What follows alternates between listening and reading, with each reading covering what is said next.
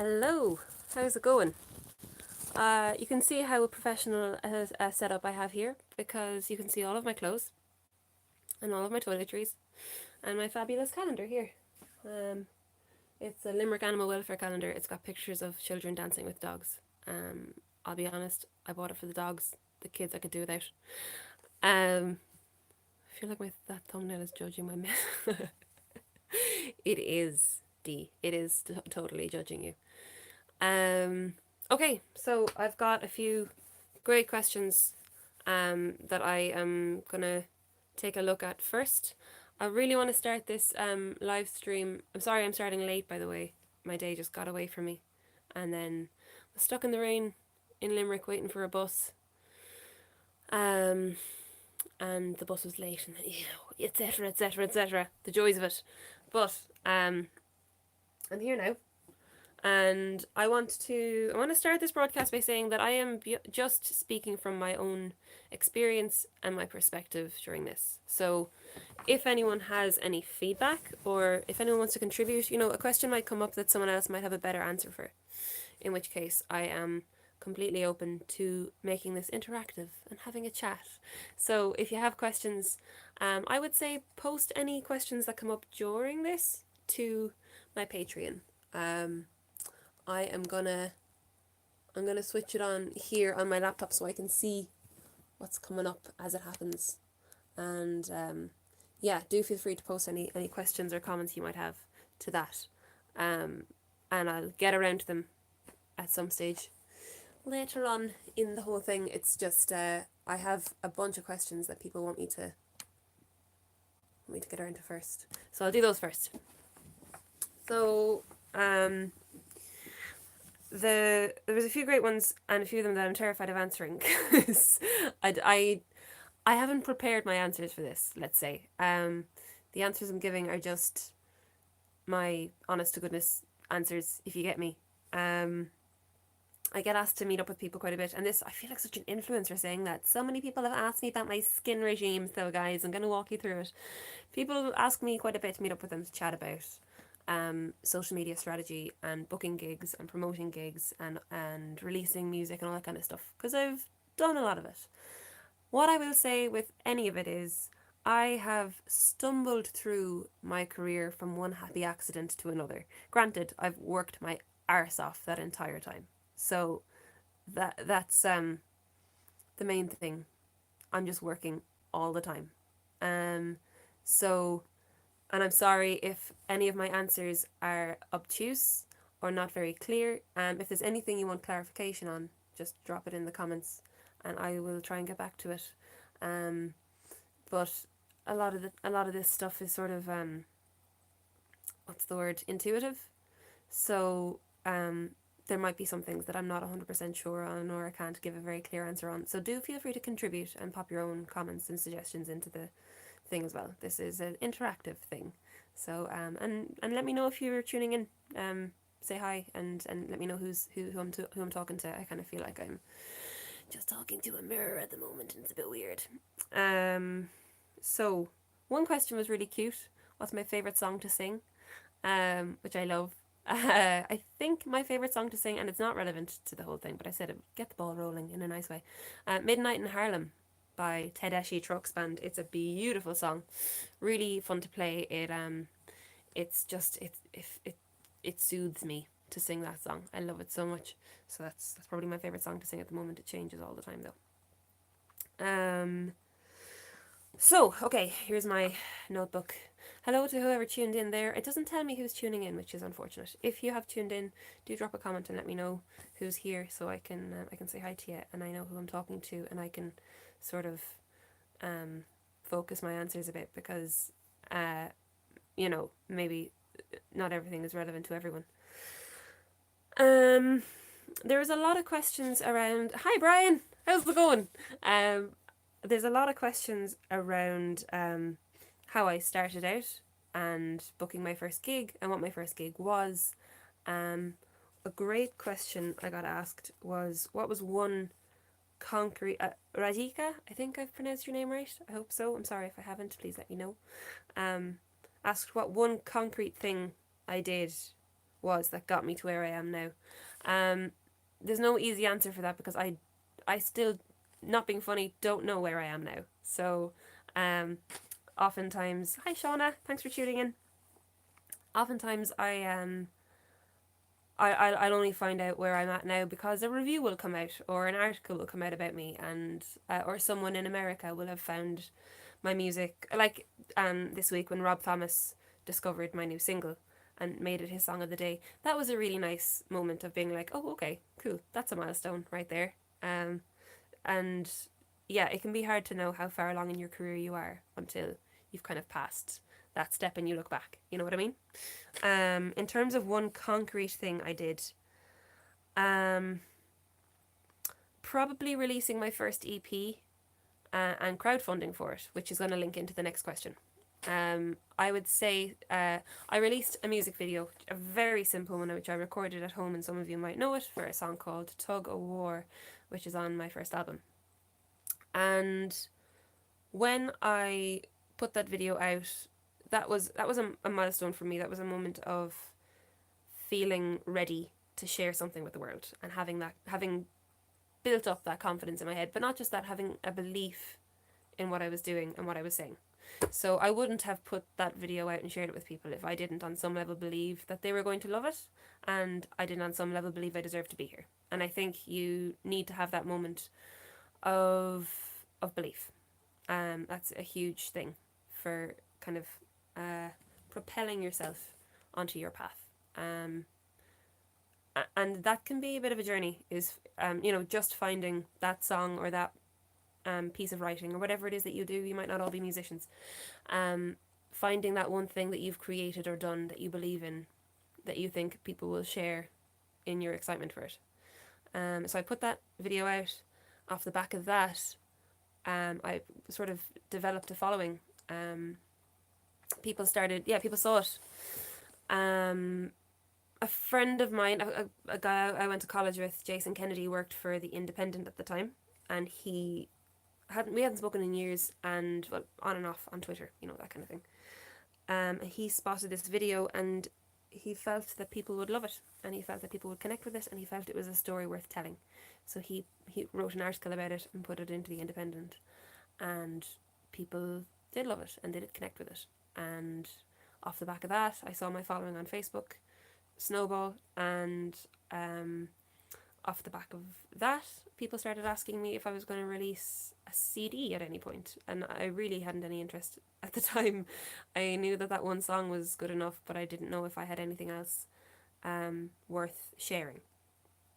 But people disagreed, and I released an EP, and that was crowdfunded. And so that brings me to my next question. Dylan asking about crowdfunding and whether I was secure about it or sure about my following. I wasn't at all when I crowdfunded my first EP. It was actually the EP solidified my following for me, crowdfunding it. I made a lot of my current media connections while I was promoting that crowdfunder. So again, finding something you believe in, a message, or having your own causes. For me, my causes have always been looking after the more vulnerable people in our society, the homeless and people with mental health issues. Any one of us can fall on hard times in any way, so it's always been important to me to support people who are in that situation. And I think I try and do that as much as I can with my music, whether it's in the lyrics or it's playing gigs of other songs to raise funds for people in those situations. So during the crowdfunder for that first EP, I connected with media people during that time, and I absolutely spammed the shit out of people with reminders about the crowdfunder, letting them know what they're getting involved in, sharing documentation and sharing videos of the making of the EP and all that stuff. And I really feel like it solidified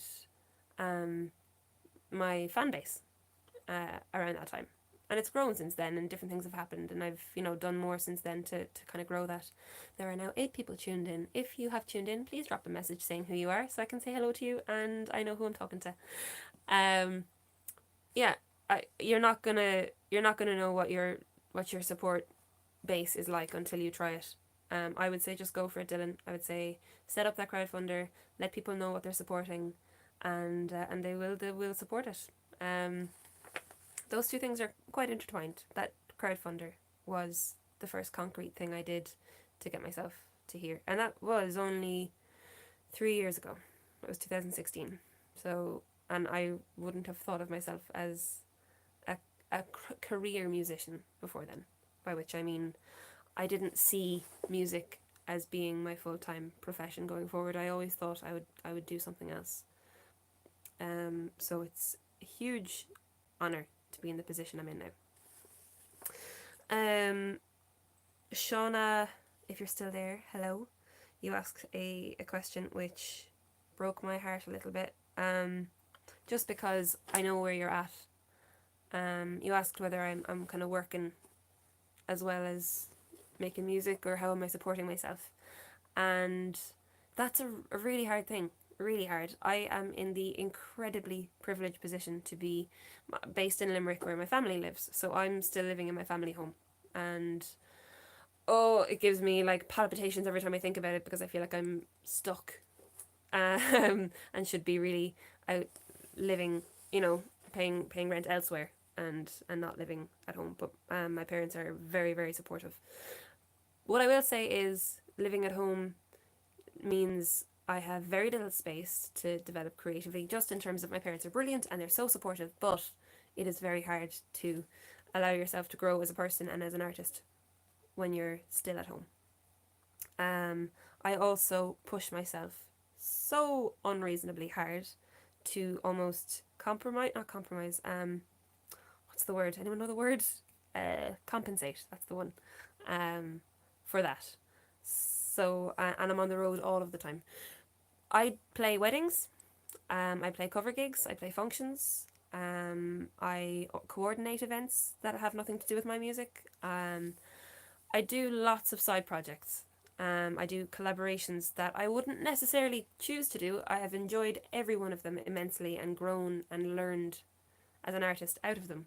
But given the opportunity, I would spend that time focusing on my own art. But unfortunately, such is the way that our career is that you don't get to do that all the time. So yeah, I really feel for you, because you would be exhausted the whole time if you're working a job that is stultifying and doesn't contribute to your creative id, um, at the risk of probably misusing a really arseholy word.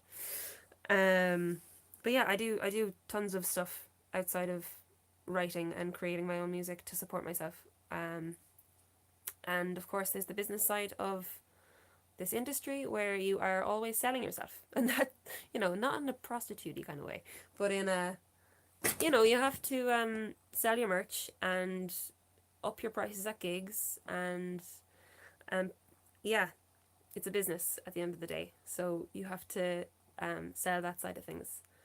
Hello to all 10 of you who are tuned in at the moment. Thank you so much for tuning in. I hope I say some things that are of use and of interest to you.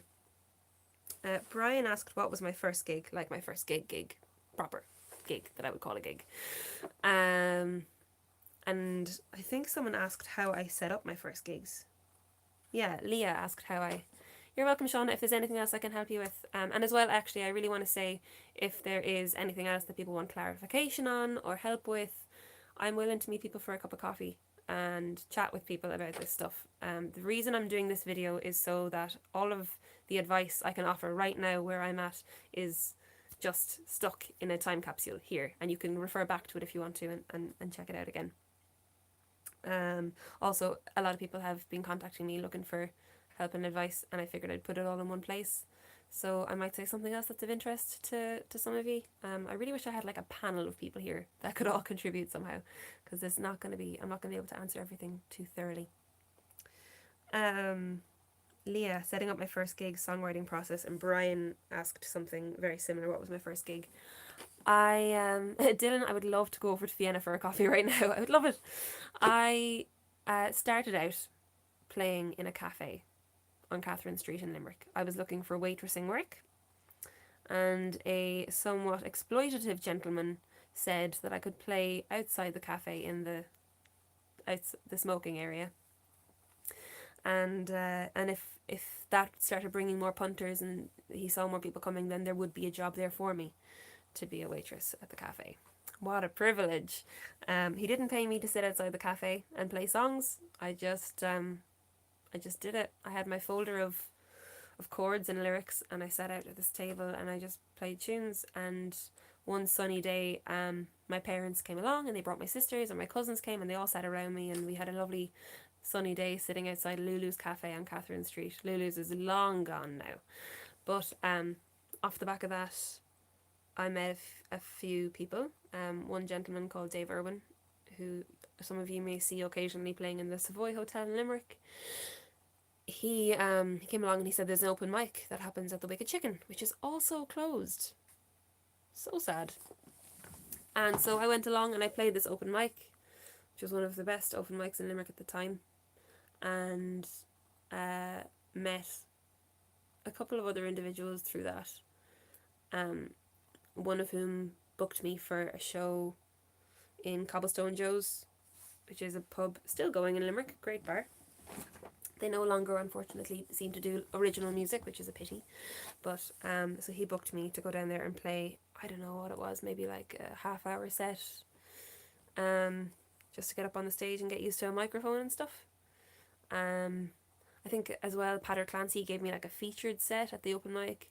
And I think Cobblestone Joe's, maybe a few months after that, would have been my first ever official gig. I was putting together a band at the time, and I really didn't know what I was doing, but I just had this motley crew of brilliant musicians who seemed willing to get involved. So that was, again, probably maybe 2015 was when I did that, and maybe earlier than that, even 2014 maybe. It really wasn't until 2016 when I played, I think Dolan's would probably be my first official gig, launching my EP. So it's been a long road in a short time. Okay, I'm trying not skip any questions here because there's some really good ones. How to book gigs when you're new to town? That is a really hard question. Thanks, Radhika. I'm glad. Did I pronounce your name right? I'm really sorry if I didn't. There was an excellent question, which was how to book gigs when you're new in town, and that's a really hard one, especially in Ireland. Radical, so Radhika, something like that. So I put the emphasis in the wrong place. Apologies. For anyone tuning in on Patreon who's not seeing the comments coming up on YouTube, I'm responding to comments coming up along the side of the screen here.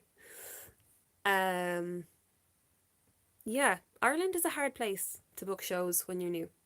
An awful lot of oh Lord, I am so sorry. You're all on the ground. Sorry. I hope none of you saw anything too disturbing there, other than the dirt on my ground. I have to hoover. In Ireland, you kind of need to get out to open mics and song circles and stuff, especially in Dublin. There's loads of opportunities like that to play at open mics. I would say the Apollo Sessions rather, would be a good one.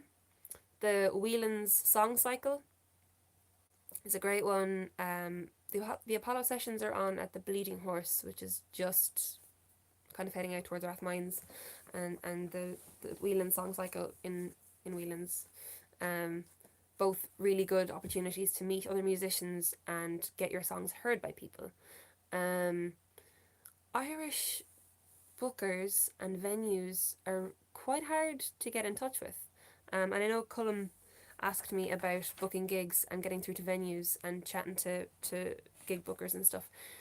It's really hard. I still find it so hard to get a venue to just respond to an email. I tweeted about it like yesterday, I think it was, how sometimes you can feel like, when you see those memes or like someone will share like a message they got from a guy and he's like, hey, you want to go for a drink on Saturday? And you're like, no, I'm busy, sorry, and you're not really interested, and then they're like, sure, cool, another day, maybe Sunday, and you're like, no, sorry, I've got something on, and then they're like, oh, maybe any day ever, and you're like, oh, I'm just never going to respond to that message again.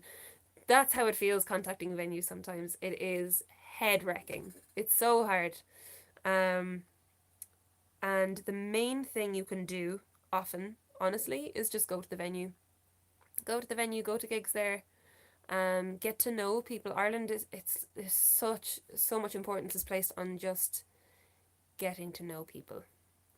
Um, Venue bookers, gig bookers, they want to meet the artists that they're booking. I can understand it to a degree, to be honest. I just realised I flipped the camera around another way, so I'm just gonna turn this around again. There we go. Um, yeah, you have to go to gigs there, get to know the artists, get to know the bookers, just let them know your sound. And of course, when you're sending an email to a venue, so important that everything is in that email that they're going to need. So you're, and not, maybe not necessarily in the body of the email, because it's a huge pile of shite to wade through sometimes. You want to send them a PDF with your artist biog in a document. And at the bottom of that document, you want to have links to where they can find you on Facebook, Instagram, Twitter, what your website is, what you are on YouTube, SoundCloud, Spotify, anything that might help them figure out who you are, all in one PDF. Also, treat it as a business. Treat it as the business that it is. So don't start your email with how ya. Just because someone else is working in the music industry doesn't mean they're your friend. You're still conducting a business deal. So when you email a venue or when you email another artist and ask them if you can support them, or if you're emailing an artist, if any of you are bookers, don't start a message with how are ya, or be overly familiar. It's very annoying. Um, be yourself, and if you're funny, be funny, and people who like that will connect with it. But yeah, don't take the piss with that either. Um, Also, in your email, you want to include links to your most recent release. So really, if you're booking a gig and your last song is 3 years ago, or your last music video is 3 years ago, you need to look at why you're booking the gig. You have to have something that you're promoting right now that's going to get people interested and excited in what you're doing. Now, this is all advice that I'm giving you guys, but it's something that I also need to remember myself. Um, yeah, people want, unless you're a well seasoned artist, in which case you shouldn't be here. In which case people will go to your gigs regardless. Yeah, people want something to be excited about, and your booker wants to know what it is you're promoting and why people will want to come see you play. So send them everything that you're doing, um, clearly, concisely, easy to access. Don't have loads of links to other websites. Put as much as you can into the email. Don't send huge attachments because it's going to clog up. Like my Gmail is clogged up because I get sent so many huge attachments all the time. So put it as a WeTransfer if they want the option, or give them a link to SoundCloud so they can listen to it, just stream it online, and then they can choose to download it if they want to. This goes for like gigs, radio, journalists, anything. So yeah, that would be my main piece of advice there. If you're looking to book a gig, every venue is different. I know that Dolan's and Limerick can be quite hard to contact if you're trying to book a gig there. Your kind of main approach would probably be to go into the venue. With any business networking thing, you want to know who the people you're talking to are, what they're interested in, and how best to reach them. Dolan's can be quite good to reach on Twitter, but the person that books the gigs isn't on Twitter, so but it can be a good way to let them know who you are and that you're out there doing stuff. Another little tip with Twitter, and I think it came up in a question here somewhere about social media. Don't tag lots of people into everything all the time unless they are directly related to what you're talking about. So if you're putting up a music video or a new single and you want people to share it and engage with it, the best way to make sure they do that is to engage with them. So talk to them.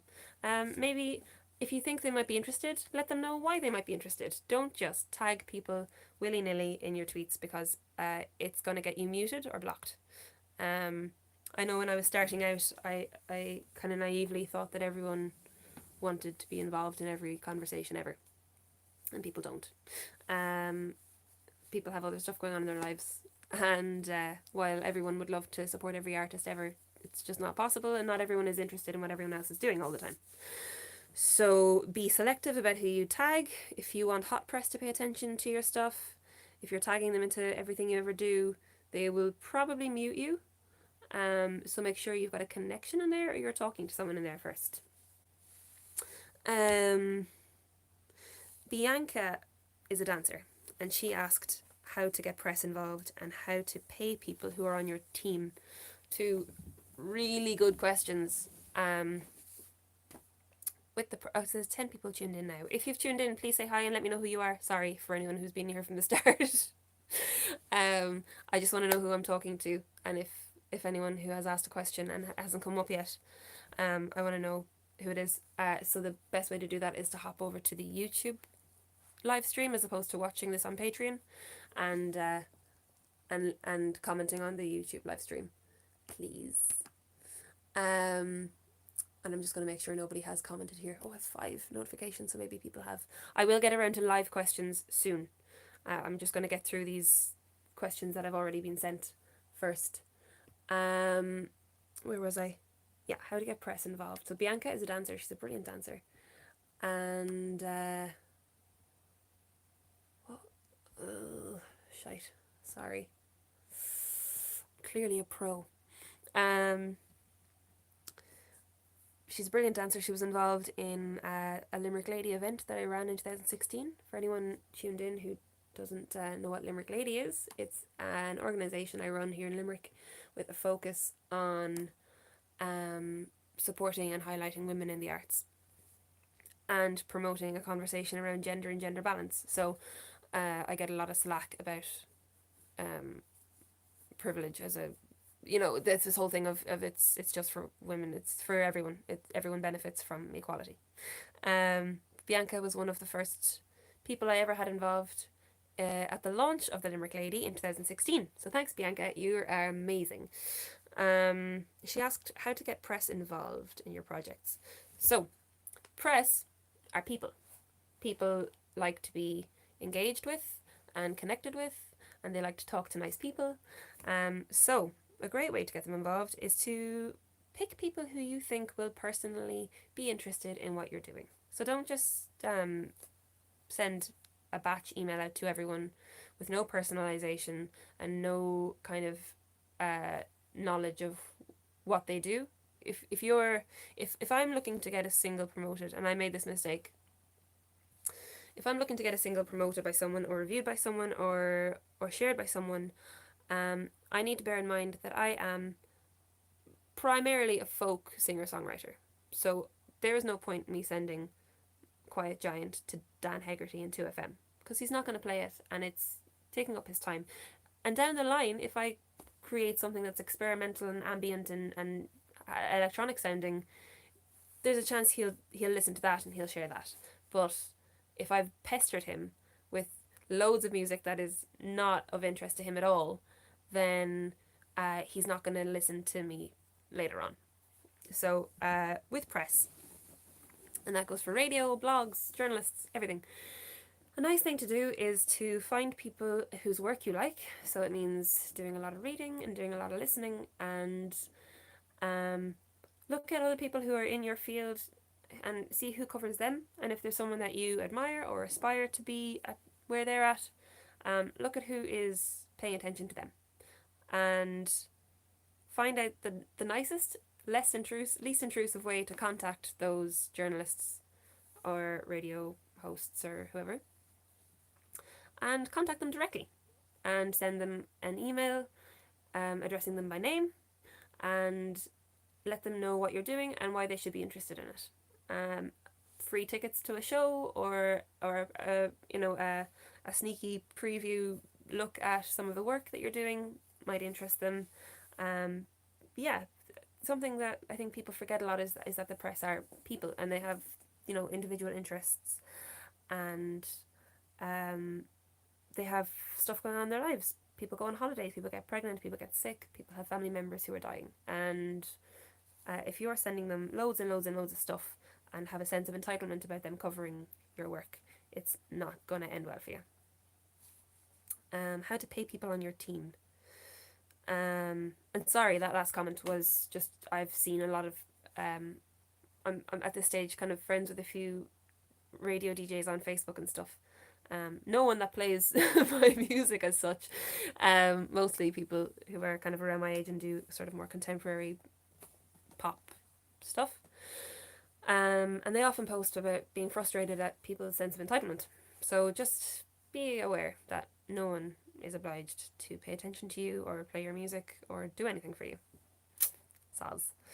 Um, I'm sure it's the same in the dance world and the art world and the journalism world and the literature world. You have to connect with people on a personal basis. So just be sound. How to pay people on your team. For a long time, I wasn't able to pay my bandmates a whole lot. Out of fairness, what I usually do with any show is I make sure that at the very least, the fee I'm being offered is going to cover everyone's travel expenses and that everyone has accommodation and a bit of food. So those would be the main priorities, that no one is out of pocket, firstly. Beyond a certain point, you want to be making sure that everyone on your team is being paid fairly, because otherwise they're going to take other gigs, and they're going to lose interest and they're going to feel disenfranchised. And again, this is a business. So sometimes I'm out of pocket myself, some bit, when I pay people what they're entitled to be paid. But at the end of the day, unless you're a band or a company where everyone is equally invested, unless that is the case, everyone involved in the project is there to support you. So with my stuff, most people involved in what I'm doing are not there to benefit their own careers as such, other than what they might be learning or who they're connecting with through my projects. They're there to promote my name. So I want to make sure that everyone is getting paid fairly. And that can be hard sometimes. It can be really challenging. Original music in Ireland does not pay big dollar. So yeah, it's just a case of sometimes you have to take a bit of a risk, or you have to take the hit to make sure that everyone else is looked after. So I hope that answers your question, Bianca. So then on Instagram, I got some really good questions from, I don't know who Final Show is. If you're here, tuned in, please drop a message and let me know who you are. He asked if streaming is good or bad. So I suppose that's like Spotify and stuff. I don't think it's bad. I would never go so far as to say that streaming is bad. I would struggle to say it's particularly good, especially for kind of new emerging artists, in terms of financially speaking. And the main issue is that there are a lot of people at the top of the pile in the likes of Spotify and stuff who are making big money from premium memberships, all that kind of thing. People are paying big money to be able to stream on Spotify. And they're making, people at the top of the pile are making loads and loads of money, and there's people down around my rankings that are, we're lucky to make a couple of £100 a year off thousands and thousands of streams. So that's frustrating. But I think it is a great platform to be able to share your music. It's easy to access. Everyone has it. Well, most people have it. Most people are on Spotify or have some sort of streaming platform that they like to use. And it's a way to reach people. I still remember my first proper gig, Dolan's 2016, and someone had found my music on Spotify and came to the gig off the back of that. And if that's just one person, you never know what the knock-on effect is from other people. If you're hitting hundreds of views, hundreds of thousands of listens on Spotify or whatever, people are getting used to your work and they're getting acquainted with you for free, and then they're going to come to your gig or they're going to buy your CD. I think there's enough of a conversation out there now about how musicians aren't making money off Spotify that people know that they should be buying their CDs and they should be buying vinyl. If people are gonna get music for free, they're gonna get music for free. You're never gonna be able to stop that. Spotify is a decent platform. I think it's free to, maybe someone might correct me on this, I think it's free to put your music up on it. I pay I think it's €30 a year to keep all of my music up on Spotify, iTunes, Deezer, all of those platforms. And yeah, I definitely make that back. So what harm? Someone might disagree with me there. I don't know. Feel free to throw a comment up if so.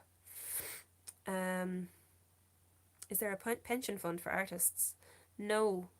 Well, yes, there is one. I can't remember what it's called, but you have to be really, really famous to avail of it.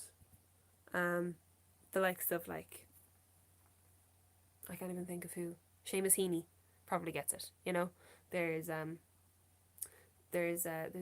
small number of people in Ireland that get this artist's pension. Maybe now that we have this new job seekers benefit thing for artists, they might start introducing a new stamps system where you can kind of save up for your pension. I don't know, guys. I'm still pretty new to all of this. How many gigs per year for minimum wage? Now, I didn't actually do the maths on that. I don't know. I think this year is the first year I will make anything close to minimum wage, if even. Probably not. Again, I'm in a very privileged position to be living at home, so I don't have huge overheads or, you know, those kind of costs. I travel a lot, so that adds up. But I think Aidan Crow, who is an actor and theatre maker, saw that question come up on my Instagram, and he responded by saying you would have to be playing, I think, 300 gigs a year before, and you know, that's just if you're playing to small to medium rooms, 300 gigs a year at least to make anything near minimum wage. And that's on the assumption that you don't have a whole band to pay, and you don't have travel costs and printing costs and production costs, and that's on the assumption you're not releasing an album in that year, in which case, you know, you're down a good few grand to make that happen. So I don't think I might make minimum wage this year, maybe, but probably not. Yeah. Sorry, guys. Original music is not a profitable game to be in. I'm nearly through all the questions I was sent already. If I've skipped you, or if there's anything that you'd like to know, hop over to the YouTube stream as opposed to the Patreon stream and drop a comment here and I'll see it. Do you need representation to succeed? So, this is a big one and it's come up a lot. Do you need representation to succeed? I have never had anyone officially doing anything for me. I've done all of the behind the scenes work myself up until last year when I brought on, or this year when I brought on a booking agent for Germany. And I will say, if you're booking gigs for other countries, it really helps to have someone who's from there, who understands the system and understands the people. So yeah, unless you've lived there, it's kind of hard to fully understand how the music scene works. So I've brought on Petra Eisenberger of Concert Connections, and she's looking after my German gigs now, which is brilliant. I was doing my own for a while and they were fairly shite and I didn't know what I was doing. And she makes sure that I'm looked after, that I have a bed to sleep in. I'm not sleeping in a room full of bottle caps. For anyone who knows about my Cologne gig, you'll know what that reference is. And she makes sure I'm getting paid fairly and that there's someone looking after CDs and ticket sales, all that kind of thing. So that helps. But for Ireland, I don't think you need a PR company. I don't think you need a representative to look after you to succeed. I think it helps. Definitely helps. A lot of venues in Ireland have this really weird cognitive dissonance where on one hand people really admire that you're doing everything yourself, and I frequently get these articles being like, Emma Langford is the hardest working musician, and it's like, I'm not. Firstly, definitely not. I just talk about it more than a lot of other people.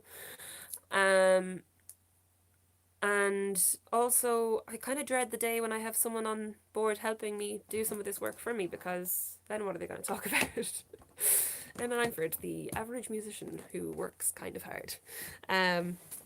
But I think if you can get someone to help you, do. I am exhausted a lot of the time, and I find very little time to actually write and create work. I often see people heading offline for months at a time. you know, some musicians giving out about social media and how they couldn't be arsed with it, and but a lot of those people have people helping them. So good for them. Yeah, I don't think you need representation to succeed in the music scene in Ireland. Once you go outside of Ireland, yes, you do. For the UK, absolutely. Venues won't even look at you unless you have a booking agent, generally speaking, or unless you know someone, or unless, you know, this, that, and the other, or unless you're established, very established. But if you're just starting out, they won't even read your emails. Really, is what I found. With the UK, Germany, they're much more open and receptive, but you're less likely to get a good deal unless someone else is doing the hard bargaining for you. Ireland, yeah, people respect independent artists. People respect that you're doing it yourself. But then there's also a kind of a sense of people see you going about your daily life, getting the bus or hanging the laundry up next door or doing the groceries, whatever, and that kind of creates a weird thing in their heads. I don't know. I don't think you need to succeed. You need to have someone on board to succeed. I think it would be nice for me at this stage. I think if you want to get to the next level and you want to continue writing, but you also want to progress, I would recommend bringing someone on board to help with some element of either the promotion or booking or just agency. It can only help, I would say. Would you play for free or for exposure? I have done in the past. Depends on the exposure, I suppose. If the exposure is actually good and you're reaching, you know, if you're playing on RTE and you're reaching the entire country in the Late Late Show, I think that they do pay on the Late Late Show, but it's one of those things where you have to weigh up, is this going to further my career? Is it actually giving me exposure? Am I actually reaching a new audience? Are people going to buy my CDs and come to my gigs after this? Then, yeah, I would do that. But outside of that, no. Like, there's a lot of misguided people that think that they have a better following or audience than they do, and they're like, oh, come on my show and, you know, it'll be great exposure for you, and you're wasting a lot of emotional, mental, creative energy with a lot of those things. So just weigh it up and figure out if it's actually worth your while. Sometimes people are just really nice and, you know, you want to go and chat with them and do their show for them, and that's fine. It's a personal, subjective thing. Not Propaganda asked, what's the best way fans can support artists? And whether that's going to gigs or buying merch or whatever. It's a really good question, and one that I often think about, because I get people not coming to gigs because they can't afford the ticket or whatever. And that is totally fair. And I've been broke, and I have been in situations where I'd love to buy someone's CD, but I literally just can't afford it, and that's totally fine. Best thing you can do is just be there. Give your energy to the artist. If you like them and you believe in what they're doing, go to their gigs. If you can't afford a ticket, ask them for guest list. You know, to a point. If it's a thing that, like, I literally would not pay to go to your gig, give me guest list, then that's kind of shit. But if it's a thing that you want to be there and you want to go to their gigs and you just can't afford to, I would 9 times out of 10 give someone a guest list pass for a gig. If that was the case, I'd sooner they were there and got a chance to enjoy the music than miss it. And it's a bum on a seat, and it's a smiling face in the audience, and, you know, that's always nice for an artist. So yeah, I would say just go to the gigs, and share artists' stuff. I'm currently wearing my friend Mick's t-shirt, Son of the Hound. He is brilliant. He's a musician. He's also a podcast host. I'm just gonna move some things around so I can plug in my laptop so I don't miss out on any comments. He writes for TV shows. He writes a kind of a comedy show thing called The Also Rans. It's a web series. I have yet to watch it myself, and I feel really bad about it because I gather it's exceptional. But yeah, check him out. Son of the Hound is his name. Little things like that make all the difference to artists. If you can just let one person know that you love this person's work by sharing a link to what they've done most recently on your page, on social media, on Twitter, on Facebook, on Instagram, wherever, with an actual quote about what it is you like about what they're doing, not just a blank share. Someone will connect with that, and that person might gain a new fan.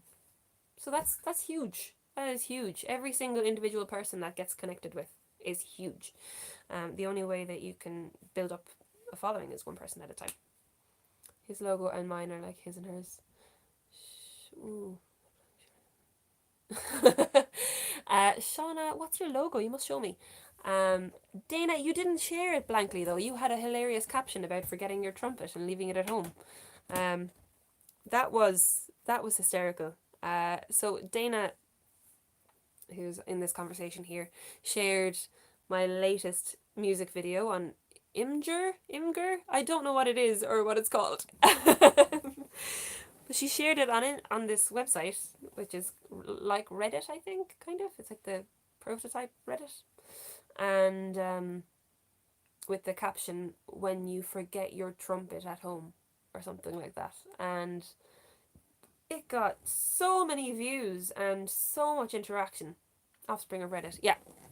So it's a platform for sharing images and videos and stuff.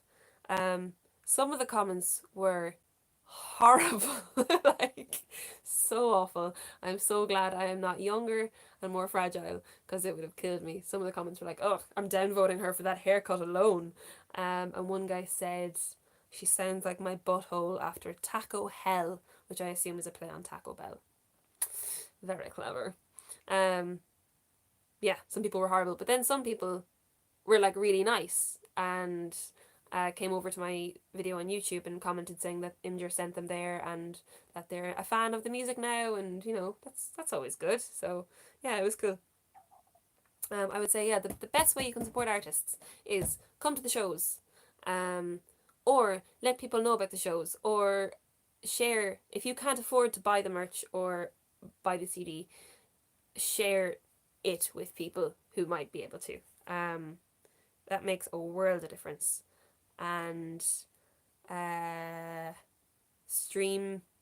I know this sounds ridiculous considering how shit royalties are on Spotify, but if you are streaming the songs a fuckload, Spotify pay attention to that algorithm. If enough people have, so I think the new thing on Spotify, let me check actually. I think the new thing with it is you click the heart next to the song and that adds it to your liked songs and that puts it in your library. So the more people do that, or the more people that add your songs to their playlists, Spotify pay attention to those algorithms. They see that people want to be listening to the song. So they, and I mean, you can submit your stuff for editorial playlists anyway, but if they're seeing people are interested, Spotify are more likely to add your song to an editorial playlist. And I think, was it Dahi, I think, got onto one of those playlists and like paid his rent for a year off the streaming royalties from that. So like any little thing that can be done like that, fellow musicians listening in, encourage your own fans to do so, because it's really helpful. Yeah, that's something you could do as well to support your fellow friend artist people. Wear their merch around the place, so people are like, "Ooh, what is that?" Yeah, all those things help. Any more questions in here? My songwriting process. Oh, that's a whole other day's work. It changes from song to song. That's from Leah. And thank you for coming to the gig on Friday, Leah. It was very kind of you to come along. My songwriting process, it totally varies from one song to the next. Let's say if you have, maybe when we have, I'll give like 15 minutes after I finish up with this to live questions. If you have specific songs you'd be interested in how I went about writing them, drop a comment here and I'll see if I can answer it. I know with Tug of War, like I'd be listening to other music and listening to other artists and seeing what they're doing and trying out new skills. So like learning a new scale on the guitar or I got a loop pedal off my boyfriend for Christmas a few years ago, and I was trying to learn to use that and wrote Tug of War through that kind of messing around. So play is a big part of how I write my songs. But if you have any specific songs you're curious about how I wrote, drop a comment here and I will try and answer your question. I think that's it. I think that's it for questions that I was given. Yeah, I suppose getting to the crux of the matter, booking and promoting gigs in Ireland is a pain in the hole, but a huge part of it is just doing stuff, just constantly doing stuff. I have to pop out, try to watch it. Dylan, I'm so sorry that I caused a customer to start screaming at you. Like, people ask me all the time how I go about booking gigs and how I go about getting reviews and how I go about getting articles and promoting myself. It's just constantly working. And I know that's not a helpful that is not a helpful response. But it's what it boils down to. I'm just going all the time and I'm exhausted a lot of the time. But it works out, clearly. I'm doing okay. Anna wants to know how 6'4" came about. I don't remember the writing process for that, to be honest. I really don't. That song is it feels like it came from a dream or something. Something will happen someday that'll twinge that memory and it'll come back to me. I wrote it about a specific kind of person in everyone's life who's just obnoxious and arrogant and unpleasant to be around, but charismatic enough to convince everyone that they're none of those things. I'm sure we all know someone like that. But I like playing it because it lets me vent a bit of anger. I don't often get to do that. Maybe I should take up kickboxing. I probably should. Yes, I want to be as helpful as I can to anyone tuned in here with booking and promoting gigs. Just keep putting yourself out there. Keep in contact with people. I cannot emphasize enough, do not tag everyone who might ever be useful to you into every tweet ever, because it's really annoying and it puts people off. People can see through when you're being manipulative or trying to be manipulative. If you're constantly complimenting someone on their work, but you've never been to a gig, even though you've been, you're in the same place as them or whatever. I'm not talking about if you live in America and you love an Irish artist and you're commenting. That's lovely and it's great and please keep doing that. But I'm saying if you live in the same town as someone or you're within a travelling distance of someone and you've never been to a gig of theirs, but you know that they're doing better than you or they're where you want to be or they're getting the gigs you want to get, so you're trying to latch onto their coattails by constantly commenting on their stuff or sharing their stuff, it's very easily seen through. So don't do it. Just be a human and be nice. Sounds really vague and unhelpful, but just be nice. Shauna, I would say Twitter is quite important. I would get on it if you can at all. It's not for everyone. It doesn't suit everyone, but from a perspective of self-promotion, anywhere you can be tagged, you should have a profile. So if someone sees you at a gig and they want to tell all their Twitter followers about you, and they say, I just saw this girl called Shauna McDade at a gig, she was brilliant, everyone should go check her out, but they have nowhere to follow on from that, then you're not going to see and knock on, the same as Instagram or Facebook or anything. If you don't have pages to correspond with those things, people are going to have a hard time following you and you're going to have a hard time building your following that way. So I would say get on Twitter, at least just a bare bones profile, nice profile picture, a good Twitter header with either your website link or your Facebook link or whatever it is in the image. Probably your website link would be better actually. And then you have a little biog where you can say who you are, where you're from, where you're based, and a little bit about what you do, and you can link your website there as well. And you can put a pinned tweet with your most recent output and people can see, or you can put your tour dates. It's just a really simple little blog platform to have that people can find you. Yeah, so people will go looking for you on social media, and if you're not there, they're gonna lose interest. Basically, it's harsh, but it's true. I don't like Instagram, but I can see its value. You can put something up in one little square straight away that people can see what your most recent thing is, or you know, who you are, what you do, what you're interested in, what your sense of humor is like. So people want to get to know the person more than they want to get to know the music a lot of the time. I'm going to leave this open for more questions if anyone has any. I know a few people signed up and they will watch this back.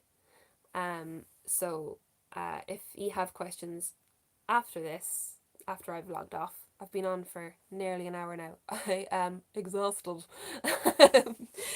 And I've talked an awful lot of shite. So thank you for humouring me. I'm trying to think, is there anything else that might be helpful or of value? But I would say find things you care about and find journalists that you like. Find radio presenters that you like, that you can connect with as a person. So not just people who are useful to you, but people that you would sit down and have a coffee with and just connect with them. I don't know how much else I can advise. That's all I've done. Really, genuinely. Just be nice to people and support their work right back. So if a journalist has given you a bit of coverage, or if a radio show host has played your tune, like, listen to their show or read their work, support them, you know, be nice, and let other people know about their other work that doesn't involve you, because often people are interested in that too, you know. It's a broad spectrum thing. I might leave it at that if there's no other questions. I'll give it a couple of minutes if anyone has anything they want to ask or want clarification on. I hope this has been helpful. One thing I will say, I have a document of contacts that I've given to a few people. I'm really wary of, at the risk of sounding like a ghoul, I've been working my arse off for 3-4 years now. And I've built up my list of contacts through a lot of hard graft and through a lot of getting out, networking, going to gigs, going to events, being seen at stuff, doing interviews about things that don't relate to my music, getting involved in issues that relate to people other than myself, and that's how I've built up a lot of my contacts, and it's how I've gotten my name out there, and that's not any great mystery, you know. I can't recommend enough just getting out there and doing the work, to be honest. And it's hard and it's horrible, and if you're working other jobs at the same time, it's even worse. I've done table waiting, and I've worked in shops, and I've done a lot of shitty jobs before I kind of got to this stage where I'm doing music full time. I still can't believe I'm doing music full time. It's all part of it. You have to do it. I'm sorry, but no one is going to hand you a golden ticket and make it easier for you. Everyone has to work hard. And people who get discovered and snapped up and, you know, given the dream gigs kind of out of nowhere, they'll work hard down the line, you know, when they're a bit older, and a record label isn't as interested in them anymore, or, you know, they don't have that one song that was their hit. It's going to be a lot harder for them down the line. So yeah, I can't recommend enough just doing the work. And I'm gonna leave it there, if that's okay. I'll reiterate, if anyone wants to meet for a coffee and a chat, if you really feel stuck, and if you'd like to have gone into more detail on any element of what I talked about here, more than happy to do it. I'm happy to help people who I can see are willing to work hard, basically. When you've kind of worked your arse off for a few years, it can be a bit of a stinger, to have anyone assume that you can just hand them the answers. No one can do that for you, I'm afraid. Only life. So yeah, that is it. Thank you for tuning in. If anyone is at Clare Morris Folk Festival tomorrow, we're on the main stage at 6 o'clock. Come see us. And we're in Knockinstockin on Sunday at 2 o'clock on the Fairyfield stage, so come see us there. and we're in, when I say we, I mean my trio, 4-piece, I think, are playing in Flahabs and Ballyhaig in Kerry on the 7th of August. And then we're going to Germany, we're going to America, we're going to London, we're going all over the gaff. And Dana, I'll be in Germany, I'll be in Berlin the 24th of October. Bar Bobu, come see us. And I've got my German tour for spring next year, more or less booked at this stage as well, thanks to Petra and Dirk who are lining that up for us over there. And I've been invited to go over to England a bit more next year as well, which is exciting. I don't know what else to say, but thanks for tuning in. I hope this has been enlightening or helpful, or if nothing else, I hope you have seen that I am a fraud and that if I can do it, anyone can. So, Dylan, I would love to go over to Austria again. I really would. Anything, so it's kind of tricky. But if you know of anyone booking gigs over, let me know. I'll come over. That is all. I'm gonna go now. There's my dressing gown. 2 of my dressing gowns, actually. Yeah. Goodbye, everyone. And thank you for tuning into my first Q&A. And sorry it went on for over an hour. Bye.